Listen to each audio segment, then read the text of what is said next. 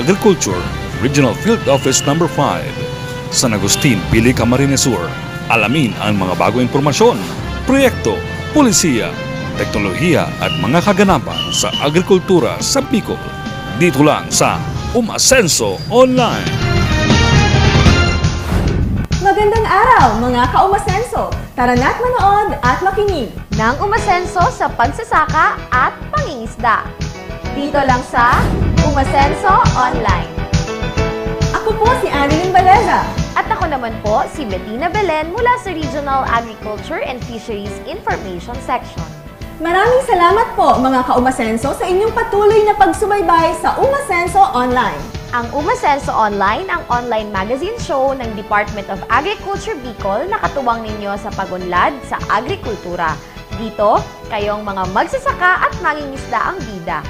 Maraming salamat din po sa walang sawa ninyong pagbahagi ng mahahalagang impormasyon at kaalaman ukol sa pagpapaunlad ng sektor ng agrikultura. Patuloy po nating gamitin ang hashtag na Umasenso Online at hashtag Agribalita sa Bicol. I-like, i-share at i-heart po ninyo ang ating 10th episode ngayong umaga.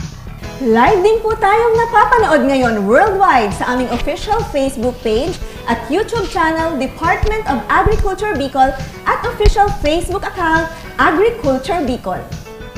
Mapapakinggan nyo rin po ang Umasenso Online sa 87.5 FM DZCC at FMR University FM 94.3. Muli niyo po kaming samahan sa isa na namang umaasensong talakayang siksik, liglig at umaapaw sa impormasyon at kaalaman sa pagsasaka at pangingisda.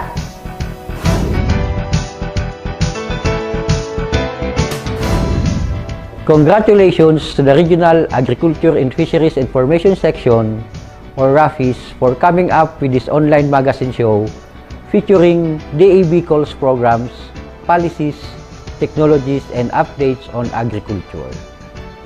Iniimbitahan ko po kayo na manood ng Umasenso Online tuwing Lunes alas 10 ng umaga. Please also like and follow our social media page, Department of Agriculture Bicol. Mayaman ang mangga sa vitamina A at C na nagpapalakas ng katawan at resistensya laban sa mga sakit. Punong-puno ng iba't ibang mineral tulad ng potassium, calcium at phosphorus na nagpapataas ng enerhiya. Ang mangga ay nagpapalusog ng katawan at nakakatulong sa pag-iwas sa mga sakit tulad ng kanser at pagtaas ng kolesterol. Malinamnam at masustansya, masarap kainin sa kahit na anong panahon. Mangga, ang tunay na kampiyon. Nagbabalik ang Umasenso Online. Maaya na aga sa iyo tanan po sa mga ka-Umasenso natin sa probinsya ng Masbate. Tara na tumutok sa susunod naming segment na naglalayong higit na mapagbuti ang serbisyo ng kagawaran ng pagsasaka sa inyong isla. Panoorin natin ang naging panayam ng OIC Chief ng Regional Agriculture and Fisheries Information Section na si Mang Lovelia P. Guerin kay APCO Masbate na si Sir Willie Nalmida hinggil sa mga production and technical services ng Masbate Center for Livestock Development.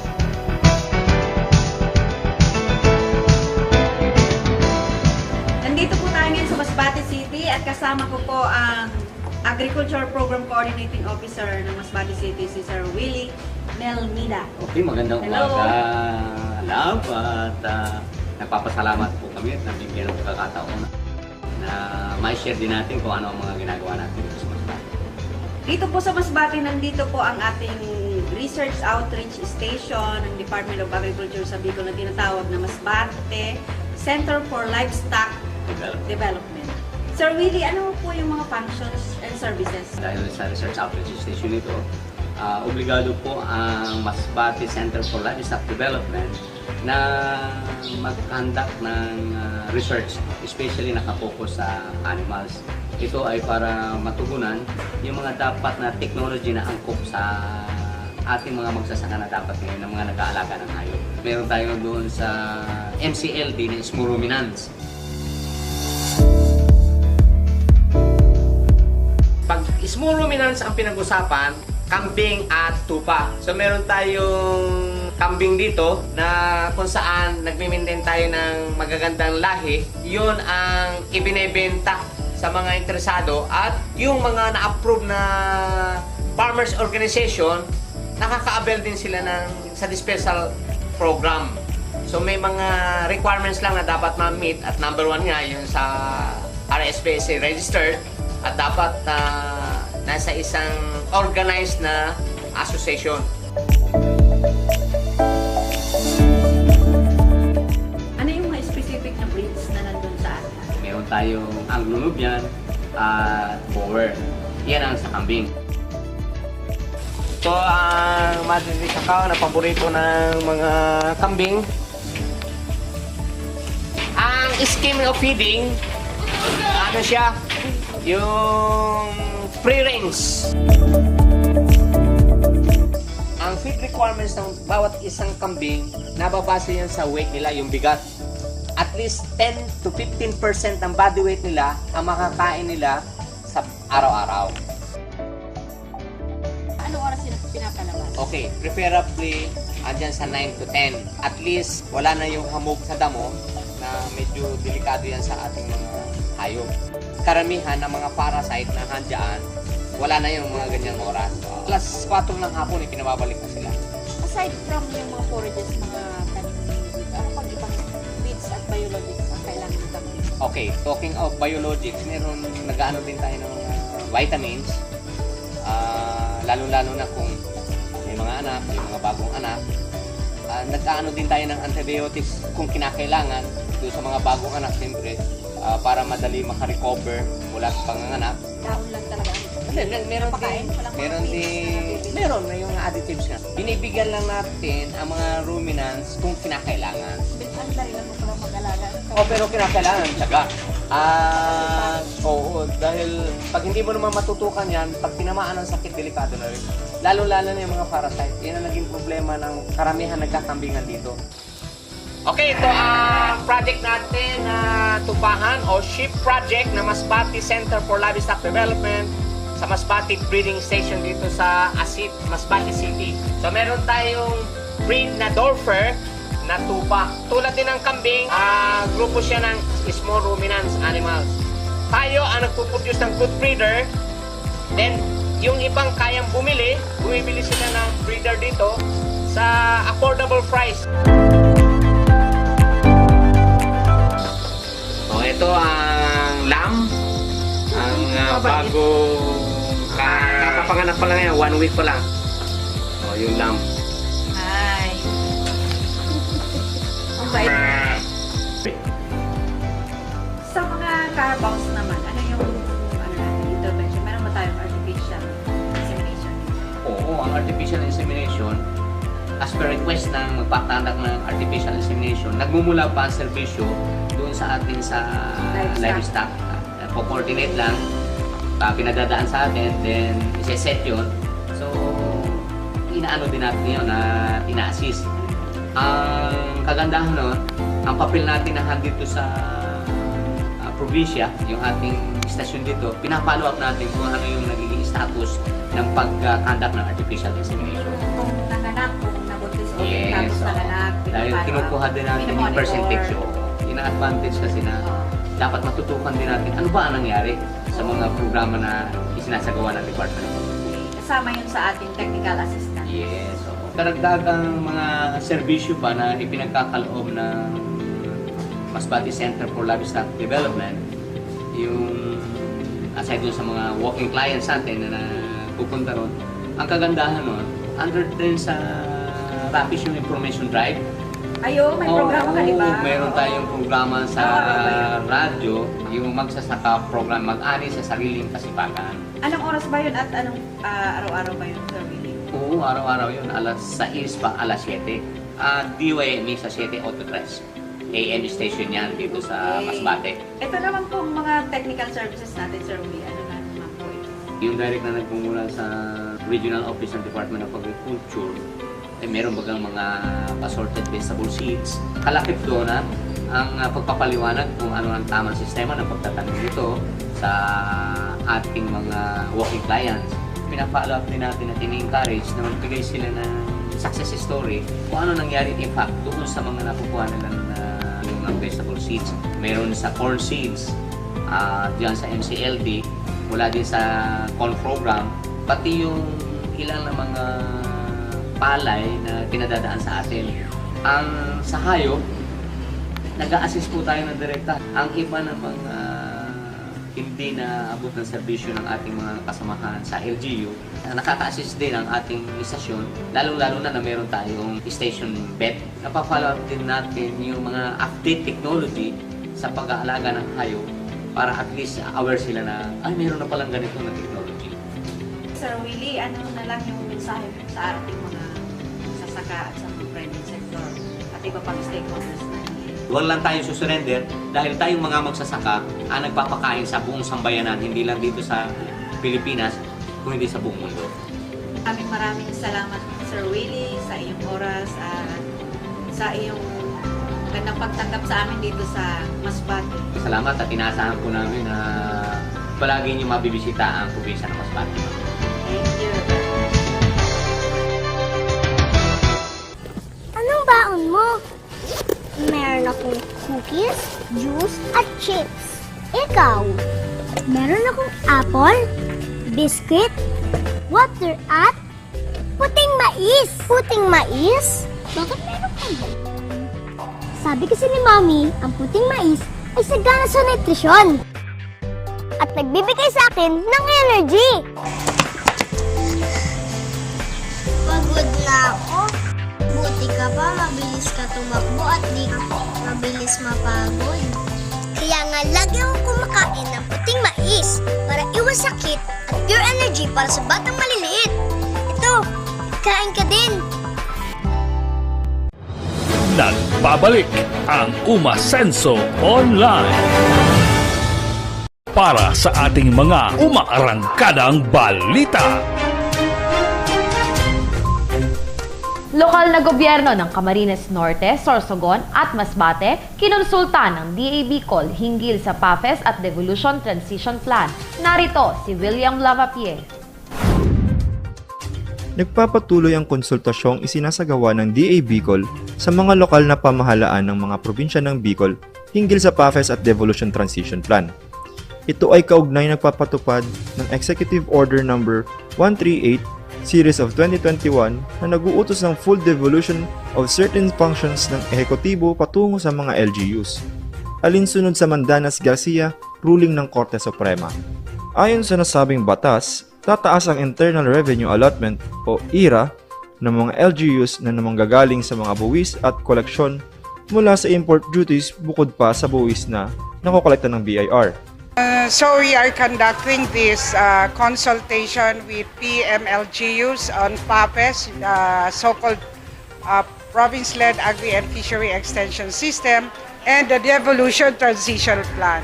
So series of consultations po to. Alam naman po natin, Executive Order 138, ano po, yun yung pinirmahan ng dating Pangulong Rodrigo Duterte. Kailangan may devolution transition plan po ang Department of Agriculture. Alam naman po natin, ang DA, maraming attached agencies, line bureaus, and corporations. Generally, the national government shall guide and do the steering while the LGUs shall do the rowing in the implementation of PAFES. Ayon pa kay Banyaria, sa implementasyon ng EO 138, ang mga national government agency ay nakatutok na lang sa mga steering functions tulad ng pagbabalangkas ng mga polisiya at service delivery standards, capacity building, pagbibigay ng technical assistance, at pagmomonitor ng LGU compliance sa mga nasabing agri and fishery devolved functions. Ang mga konsultasyong ito ay napapanahon lamang sa budget calendar ng mga LGUs para maging gabay nila sa pagsapinal ng kanilang mga plano at budget para sa 2023 at sa susunod pang taon.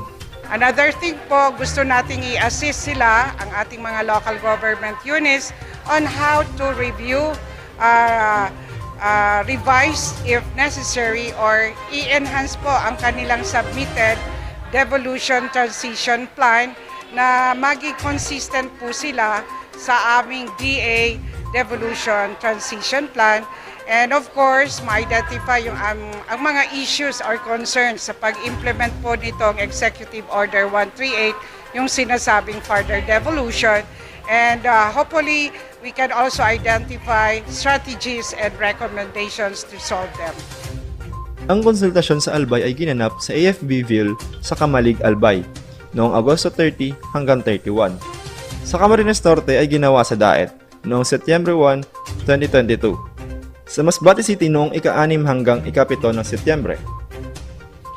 Ang konsultasyon naman sa Sorsogon ay ginanap noong ika-13 at ika-14 ng Setyembre. Sa Virac, Catanduanes noong ika-15 ng Setyembre. Kabilang sa mga nakilahok sa konsultasyon ay ang mga resource speakers galing sa DILG, NMIS, BPI at BFAR at mga provincial, city at municipal agriculturists, provincial at municipal planning development officers, budget officers, veterinarians, engineers, banner program coordinators at PAFES coordinators ng probinsya at mga munisipyo. Sa probinsya ng Albay ay dumalo naman si Governor-elect Noel E. Rosal.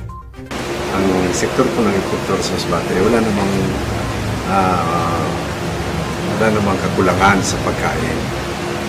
Masasabi ko na dahil po sa ating pasigasig na pagkampanya sa produksyon ng palay, ng mais at saka high value crops ay nakukomit natin na may supply sa merkado ang kinakailangan ng mga Masbatino.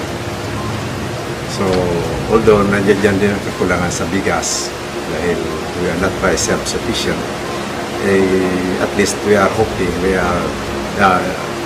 pag ginagawa namin ng paraan, at least mapataas pa rin ang ating self-sufficiency. At least kung makagawa tayo ng 80%, mas maganda na rin yun. Dumalo din ang mga division chiefs at banner program coordinators ng DA Bicol na nagsilbing mga resource person na tumalakay sa mga service standards ng mga gawain at serbisyong devolved na sa LGUs alinsunod sa Mandanas Garcia Supreme Court ruling.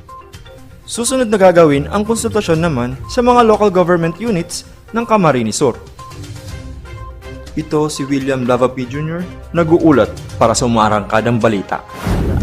PRDP Bicol pinasinayaan ang groundbreaking ceremony ng Level 2 Potable Water System sa bayan ng Tiwi, Albay. Narito si Mitchell Figura para sa detalye. Taos-puso ang pasasalamat ni Tiwi Mayor Jaime Villanueva sa kagawaran ng pagsasaka at sa Philippine Rural Development Project sa pagsisimula ng proyekto para sa Level 2 Potable Water System sa bayan ng Tiwi, Albay. Ito ay sa pamamagitan ng ginanap na pre-construction conference na sinundan naman ng groundbreaking ceremony noong September 15, 2022. Ako po ay taos-pusong nagpapasalamat sa inyong lahat. Of course, sa Department of Agriculture, sa PRDP, sa napakahalagang proyekto ito para sa aming bayan. Alam niyo naman na talagang kailangan namin ito. At ako po ay nagpapasalamat na ito ay na-realize natin. Ito ay dinaluhan ng mga kinatawan ng local government unit ng Tiwi, Albay na pinangungunahan ni Mayor Jaime Villanueva, Philippine Rural Development Project National Project Coordination Office sa pangunguna naman ni Deputy Project Director Sean D.M. Hubilla, PRDP Project Support Office South Luzon sa pamumuno naman ni Engineer Alan Tachera at Michael Gregory Vargas. Ang PRDP Regional Project Coordination Office Bicol naman ay pinangungunahan ni Deputy Project Director Adelina A. Losa at ang mga barangay captains ng 14 na barangay na benepisyaryo ng proyekto. Masasakop ng proyektong Level 2 Potable Water System ang kabuuang 1,836.57 ektarya para sa 14 na barangay. Ang proyektong ito ay binubuo ng 1 unit reservoir o small impounding dam, 2 units spring intake boxes, 1 unit header or collection tank, 1 unit water filtration o treatment facility, 8 units break pressure tank, 2 units junction tanks, 5 units distribution o storage tanks, 79.47 kilometers pipeline at 785 unit top stands. Ang iBuild component o ang Intensified Building Up of Infrastructure and Logistics for Development ay naglalayong magtatag ng isang estratehiya at climate resilient na mga infrastruktura sa kanayunan na may pagsasaalang-alang sa mga priority commodity value chain. Ang mga infrastruktura na ito ay mag-uugnay sa mga lugar ng produksyon, sa mga merkado upang makatulong na mapataas ang ani at kita ng mga magsasaka at mga mangingisda. Ito po si Mitch Alfigora, nag-uulat. DA Bicol nakilahok sa nationwide tree planting activity kasama ang DILG at DENR. May ulat si William Lavapie. Nakilahok ang Department of Agriculture Regional Office ng Bicol sa sinagawang nationwide simultaneous tree planting activity na pinangunahan ng Department of Interior and Local Government at Department of Environment and Natural Resources noong ika-13 ng Setyembre. Ang aktibidad ay may temang buhay ng pangangalaga sa kalikasan. Magkakasabayang ginawang pagtatanim ng mga punong kahoy sa 6 na probinsya ng Bicol na nilahukan din ng mga piling empleyado ng DA. Sa Naga City, pinangunahan ni Dr. Mary Grace D.P. Rodriguez, hepe ng Field Operations Division, ang delegasyon ng DA Bicol sa tree planting activity na ginanap sa Naga View Adventist College sa Barangay Panikwason. Ayon sa kanya, ang pagtutulungan ng 3 ahensya sa naturang tree planting ay perpektong formula para maging sustainable ito at masuportahan ang kasalukuyan at susunod pang mga henerasyon. The sustainable development, kaya niyang isupport ang generation nganyan and then the following generations. And may tulong aspeto po ang sustainable development. 1, it should be socially acceptable. 2, it should be economically feasible. And number 3, it should be environmental friendly. And these agencies po na yaon ngunyan digdi is a very, very perfect formula for that sustainable development. Dumalo din si Naga City Mayor Nelson S. Legacion sa naturang tree planting activity. Ayon kay Mayor, ang 108 ektaryang lupain na pinagamit ng NVAC ay kabilang na sa 65 sites ng Forest in Our Midst project ng syudad na kasalukuyang entry ng Naga City sa Galing Puok Award. Di umano ay aabot na sa 65 ang FOM sites sa syudad sa pagkikipagtulungan sa 150 na grupo. Pinasalamatan din ni Mayor si Dr. Raymond D. Chavez, presidente ng NVAC. Digdi po sa Naga, sa irarom kan sa tuyang administrasyon, may pinunan kitang programa. Ang apod, Forest in Our Midst program. Inaabot na nin 75 o dagdag na po ini bilang FOM site. And we have already partnered with around 150 organizations or groups na iyo po ang katuwang ta sa pagtanom, iyo po ang katuwang ta sa pag-ataman, pag-monitor, and syempre may nag-aasikaso man po si FOM Green Team. Sinagpapasalamat po ako sa NVAC, kay Pres Raymond E. Chavez, palakpakan ta po. Ninhuli po, nakahanda po siya na itao sa satuya ang 108 ektaryang daga. Sa probinsya naman ng Albay, ay pinangunahan ni Governor Noel E. Rosal at Legazpi City Mayor Geraldine Rosal ang tree planting sa Barangay San Francisco, kasama ang DILG, DA, DNR, PNP, BGMP, PhilArmy at LGUs. Nagsagawa din ng sabayang pagtatanim sa Ocampo, Kabusaw, Goa Camarines Sur, Basud Camarines Norte, Panganiban Catanduanes, Milagros, Masbate at Castilla Sorsogon, kung saan ang DA Bicol ay nakapagtanim ng 300 puno ng pili mula sa High Value Crops Development Program. Ito si William Lavapie Jr. nag-uulat para sa umarangkadang balita. PRDP IRIP team nagsagawa ng strat plan at action planning workshop sa probinsya ng Camarines Norte. May ulat si Mitch Alfigura.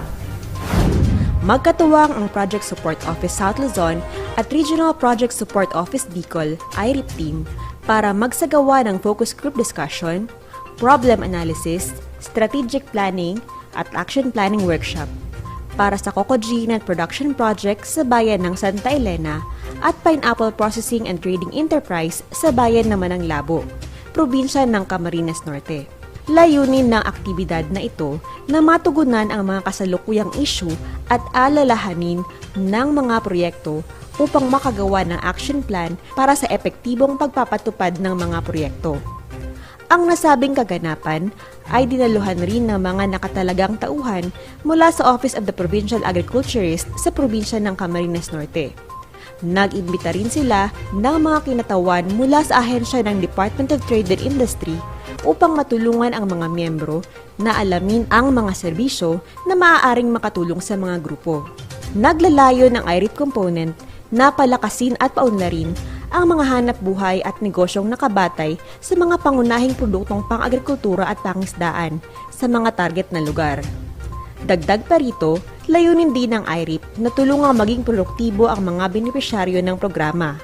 Maitaas ang kanilang bargaining power o ang kakayahang maibenta ang mga produkto sa pamamagitan ng pagkakaroon ng akses sa impormasyon at mga support services.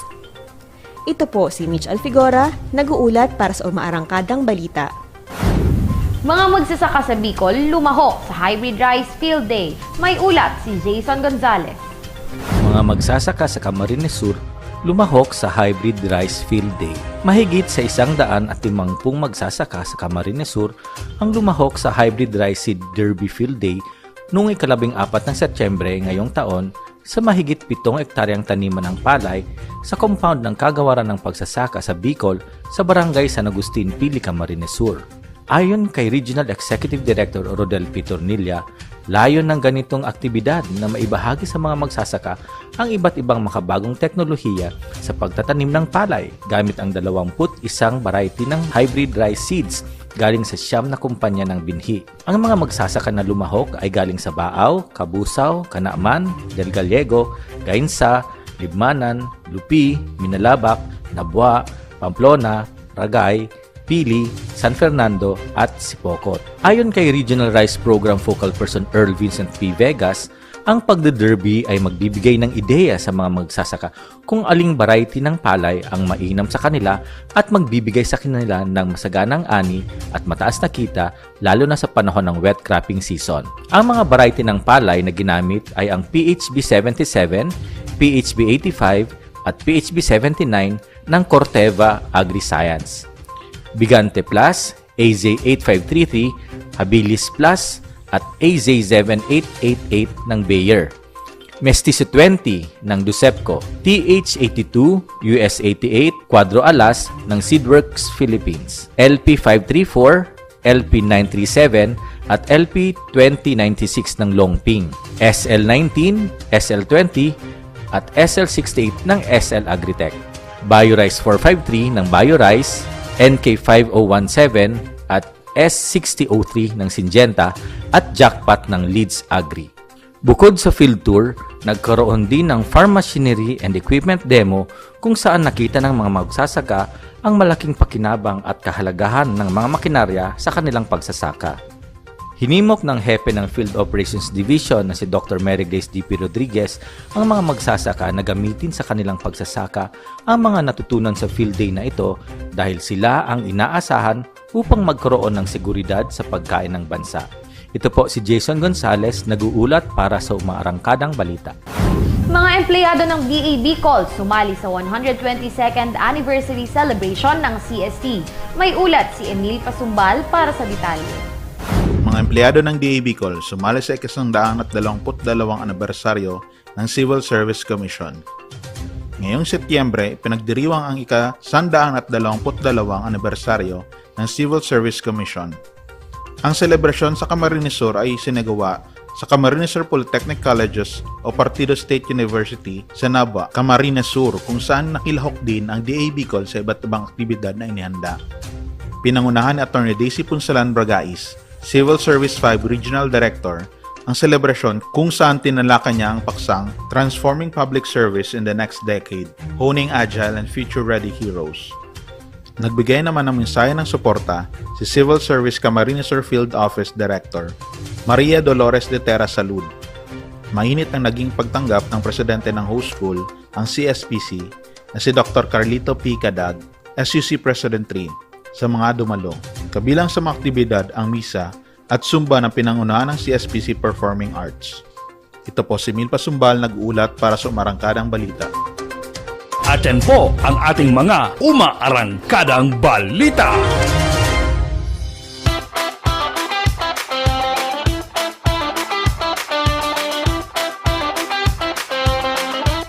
Alam mo ba, Charo, lahat na nagmamahal. Ikaw na lang yung hindi.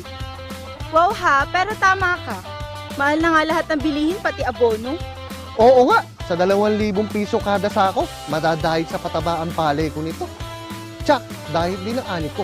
Naku, hindi dahil sa pataba ang sagot sa problema mo. Kung di, abonong swak combo, kung saan makakatipid ka pa hanggang 4,000 bawat ektarya. Kaya swak sa budget, swak sa palay. Abonong Swak Tips! Tip number 1, gumamit ng organiko at inorganikong pataba. Huwag inorganikong pataba lang. Bukod sa nakatipid ka na, tumutulong pa itong maparami ang ani, mapangalagaan ang kalikasan at mapanatili ang mga sustansya ng lupa. Tip number 2, piliin ang combo na swak sa inyo. Mamili ng tamang dami ng organiko at inorganikong pataba depende sa target na dami ng ani at budget. Tip number 3, subukan din ang Leaf Color Chart -1 element technique o Rice Crop Manager Advisory Service kung ang hanap mo ay detalyadong gabay sa pag-aabono. Alamin ang tamang dami, uri at tiyempo ng pagpapataba sa pamamagitan ng mga ito na maaaring i-download sa cellphone mo. Ang galing mo talaga, kaya nakabibighani ka eh. Sige, susubukan ko yung abonong swak. At baka yan na rin ang sagot sa problema ko. At baka dahil dyan, makuha ko ng matamis mo oo. Abono swak, swak sa budget, swak sa palay.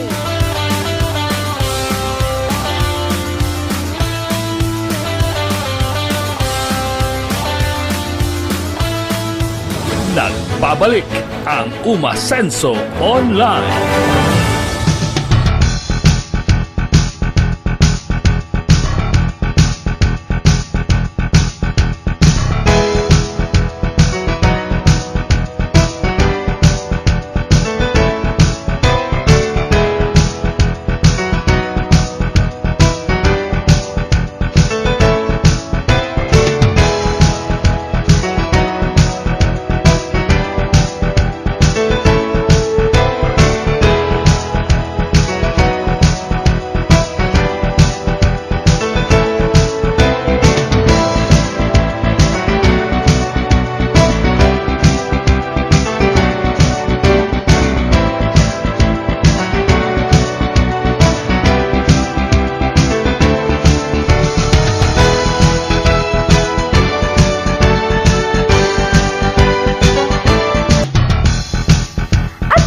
Tatapos ang ating umaastensong talakayan sa araw na ito. Sa ngalan ng DA Bicol Regional Executive Director na si Sir Rodel Peter Nilia at OIC Chief ng Rafis Bicol na si Ma'am Lovelia P. Guerin, muli po kaming nagpapasalamat sa aming mga masugid na taga-subaybay. Magkita-kita po tayo muli sa Lunes, alas 10 ng umaga. Mapapanood niyo rin po ang replay ng Umasenso Online sa Department of Agriculture Bicol Facebook page at YouTube channel at Agriculture Bicol Facebook account. At gamit ang hashtag na Umasenso Online at hashtag Agribalita sa Bicol, i-like at i-share niyo po ang aming episode ngayong umaga.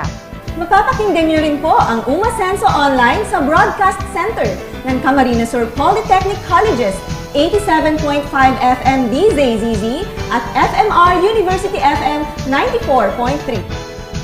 Sama-sama tayong matuto, makibahagi at umasenso sa agrikultura. Dito lang sa Umasenso Online.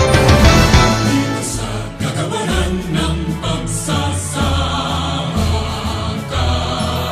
dito magmumula ang tunay na paglilingkod sa bansa. Katuwang ng mga magsasaka, katuwang ng mga mangingisda, kasama tungo sa pagmulat ng bansa. Sa gusto at makabagong teknolohiya, iba yung kakayahan at lakas sa pagsasaka.